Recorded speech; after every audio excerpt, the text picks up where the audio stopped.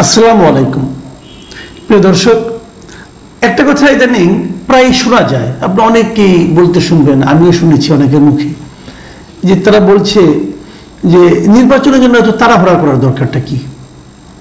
নির্বাচন হলে তো সেই বিএনপি চলে আসবে, এসে তারা আবার সেই চাঁদাবাজি করবে, আবার সেই একই জিনিস করবে, এক স্বৈরাচার গেছে আরেক স্বৈরাচার আসবে, এ ধরনের নানা ধরনের কথা কিন্তু আমি শুনেছি।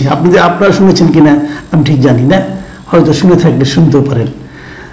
তো আমার একটা খুব প্রশ্ন জাগে, সেটা হলো নির্বাচন হলেই বিএনপি চলে আসবে, এটা আপনি কি করে নিশ্চিত হচ্ছেন? আবার দ্বিতীয়ত, বিএনপি এলেই আবার সেই আগের মতোই চাঁদাবাজি শুরু হবে, এতেই বা আপনি কিভাবে এত কনফার্ম হয়ে যাচ্ছেন?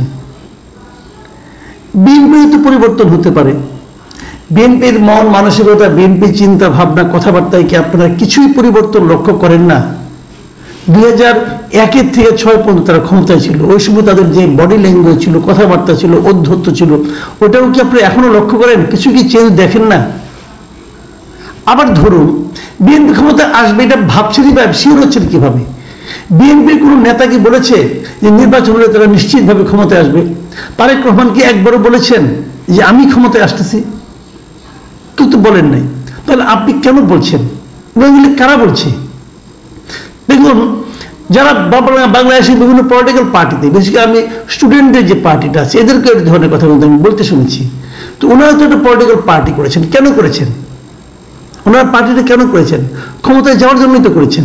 তাহলে ওনারা কেন নিজেদের উপর সে আস্থাটা রাখতে পারছেন না যে আমরা এত ভালো কাজ করবো? এই নির্বাচন, আমি ধরে নিচ্ছি নির্বাচন কবে হবে বলেন তো? ডিসেম্বরে অথবা আগামী বছরের জুনে। তো ডিসেম্বরের আগে তো নির্বাচনের কথা কেউ বলছে না, দাবিও করছে না। যে ডিসেম্বরে নির্বাচন হয় সেটারও তো এখন থেকে বলতে গেলে আরো কমপক্ষে 9 মাস আছে। এই 9 মাসে যদি আপনারা প্রচুর কাজ করেন, মানুষের মন জয় করতে পারেন, আপনাদের আচার আচরণের মাধ্যমে আপনারা যদি প্রমাণ করতে পারেন যে আপনারাই এই জনগণের একমাত্র ভরসার জায়গা, তাহলে 9 মাসে অনেক কিছু ঘটতে পারে। শ্রীলঙ্কাতে ঘটেছে, দিল্লিতে তো একসময় আম আদমি পার্টি এরকম করেছে। তো আপনারা সেই পথে যাচ্ছেন না কেন? কেন আপনারা ব্লেম গেমে যাচ্ছেন? কেন আপনারা ধরেই নিচ্ছেন বিএনপি ক্ষমতায় আসবে?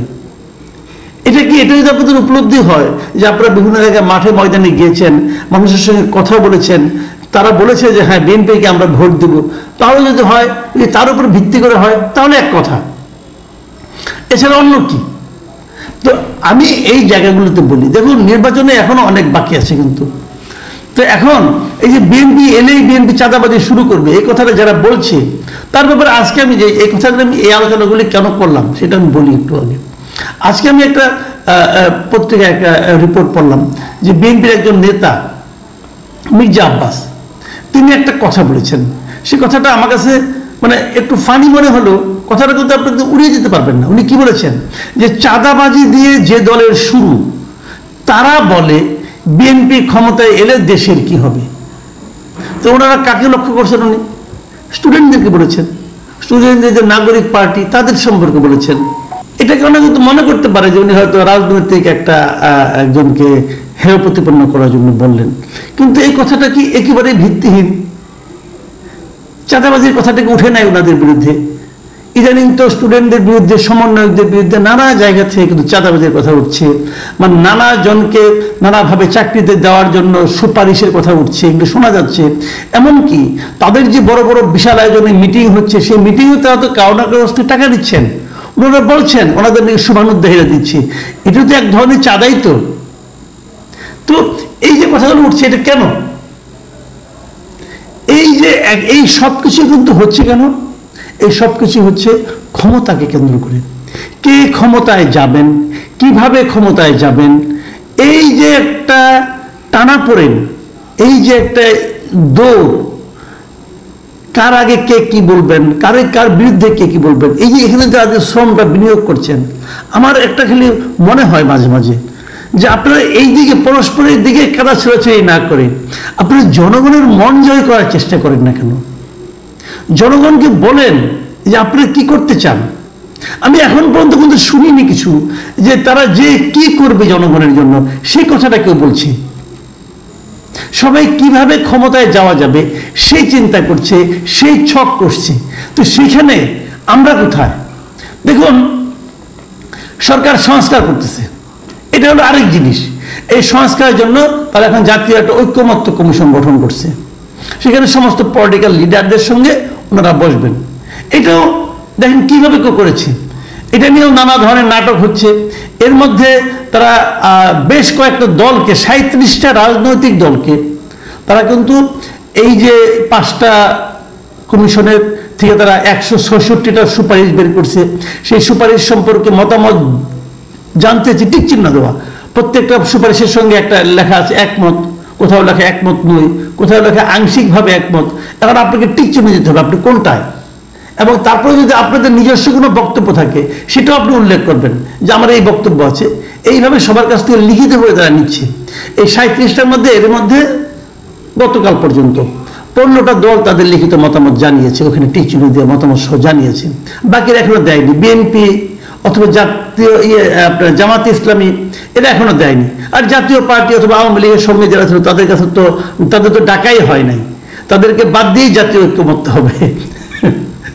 আমার কাছে কিন্তু হাস্যকর লাগে যে আপনি জাতীয় ঐক্যমত করতেছেন, তা জাতীয় ঐক্যমত মধ্যে এরা নাই। এই লোকগুলো কি ভোট দেয় না? এই লোকগুলো কি জাতির অংশ না? তো এই যে এদেরকে বাদ দিয়ে আপনি কিভাবে জাতীয় ঐক্যমত্য করবেন? এদের ডাকাই হয় নাই। যাও, সেটা নিয়ে অন্য বিতর্ক, সেটা নিয়ে হয়তো পরে একসময় দেখা যাবে কি হয়। কিন্তু এই যে জিনিসটা তারা করছেন, এটা কেন করছেন? তারা এইভাবে করছেন এই কারণে তারা আসলে পলিটিক্যাল পার্টিগুলোকে একটা প্যাচে ফেলানোর চেষ্টা করছেন। পরে বলবেন আপনারা তো লিখিতভাবে এটা স্বীকার করছেন, তো তখন তাদের এটা স্বীকার করতে হবে। তো এখন এর বাইরে আর কিছু থাকতে পারে, কারণ পলিটিক্যাল পার্টিগুলো কতটুকু কি মতামত দেবে না দেবে সেটা নিয়ে তারা বসবে। কিন্তু আমার প্রশ্ন হলো যে এই পলিটিক্যাল পার্টির বাইরে কি আর কেউ নাই? আর কেউ জাতির মধ্যে কেউ পড়ে না? আপনি যখন জাতীয় ঐক্যমত্য করবেন, সেই জাতীয় ঐক্যমত্যের মধ্যে এই কোনো রাজনৈতিক দল ছাড়া আর কেউ নাই, আর কাউকে ইনক্লুড করার কোনো প্রয়োজন নাই। তো সে আলোচনাগুলো হবে। এখন প্রশ্ন হচ্ছে কি হবে? আওয়ামী লীগ তো বাদ, জাতীয় পার্টি তো বাদ, অন্যান্য সব দল তো বাদ, এরা তো মানুষই না। হ্যাঁ, এদেরকে ডেভিল টেবিল বানিয়ে অনেক কিছু করছেন, আপনারা করেন, সমস্যা নাই।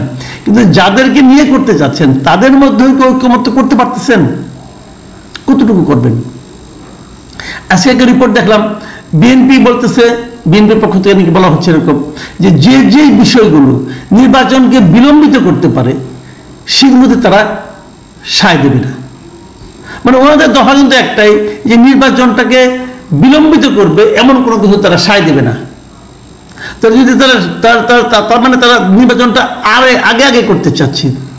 আবার ওদিকে আমরা তো বহুদিন ধরে শুনতেছি, সেটা হলো কি যে গণপরিষদ একটা নির্বাচন হতে হবে। গণপরিষদ নির্বাচন নিয়ে এই নির্বাচনটা কি কারণে করা হবে? যে এরা যারা ইলেক্টেড হবে এরা সংবিধানটাকে সংশোধন করবে, নতুন সংবিধান প্রণয়ন করবে। আবার এই জায়গায় কিন্তু বিএনপির মূল বিরোধ আসবে। বিএনপি গণপরিষদ নির্বাচন কিছু চায় না, এবং বিএনপি সংবিধান সংশোধনের ব্যাপারেও তাদের আপত্তি আছে। তারা বলে এই সংবিধানকে রেখে এটাকে একদম বাতিল করে দেওয়ার ব্যাপারে তাদের আপত্তি আছে। তাহলে এই যে বিরোধগুলো নিরসন কিভাবে হবে? যদি বিরোধগুলো নিরসন না হয় তাহলে নির্বাচন কিভাবে স্মুথ হবে? এবং তারপর যখন নির্বাচনের রোডম্যাপ ঘোষণা হবে তখন তো আরেকটা প্রসঙ্গ থেকেই যাবে। সেই প্রসঙ্গটা হলো এই সরকারের অধীনে একটা নিরপেক্ষ নির্বাচন হওয়া সম্ভব কিনা, সেই প্রশ্নটা কিন্তু তখন আসবে। এটা আসবে এই কারণে যে এই নতুন যে দলটা হয়েছে ছাত্রদের, এই দলের প্রতি এই সরকারের বিশেষ সহানুভূতিকে আমরা বিভিন্ন ক্ষেত্রে লক্ষ্য করি না, করি তো। সেই সমস্ত কারণেই কিন্তু ওই প্রশ্নটা আসবে। সেই প্রশ্নের সমাধান কিভাবে হবে সেটাও একটা বড় প্রশ্ন। আমি জানি না নির্বাচনকে সামনে রেখে এই যে বিভিন্ন কথাগুলো আমি বললাম, এটা সমাধান কিভাবে হবে। আমি সবসময় বলবো, আমি আগেও বলেছি, আবারও বলবো, এই কথাটা বলি আপাতত শেষ করতে চাই। সেটা হলো যারা দায়িত্বে আছেন তাদের প্রতি অনুরোধ, প্লিজ জাতিটাকে বিভক্ত করবেন না। বিভক্ত জাতি অগ্রসর হতে পারে না। বহুবার আমি একটা কথা বলি, বিভক্ত জাতি কখনো অগ্রসর হতে পারে না। এবং বিভক্ত করে আপনি যে দায়িত্ব, আপনি ক্ষমতায় আছেন, আপনি একটা ভাগ, আর যারা ক্ষমতার বাইরে তাদেরকে আপনি অন্য ভাগে, রাখবেন, রেখে তাদেরকে আপনি ধ্বংস করে দিবেন, বিলুপ্ত করে দিবেন, বঙ্গোপসাগরে ফেলে দিবেন, এই যে মানসিকতা, এই মানসিকতাও আপনাকে বেশি দিন সুস্থিরভাবে থাকতে দেবে না। এটা আওয়ামী লীগও পারেনি কিন্তু। কাজে এই চেষ্টা যারাই করবেন তারাই আলটিমেটলি জাতির জন্য ক্ষতিকারক হিসেবে বিবেচিত হবেন। প্রিয় দর্শক, এখন এই পর্যন্তই। আল্লাহ।